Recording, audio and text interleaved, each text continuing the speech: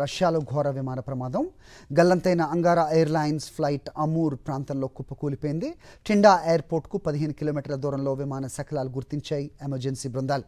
ప్రమాద సమయంలో విమానంలో 43 మంది ప్రయాణికులు, 6 సిబ్బంది ఉన్నారు.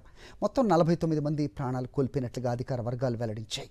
ప్రయాణికుల్లో 5 చిన్నారులు కూడా ఉన్నారు.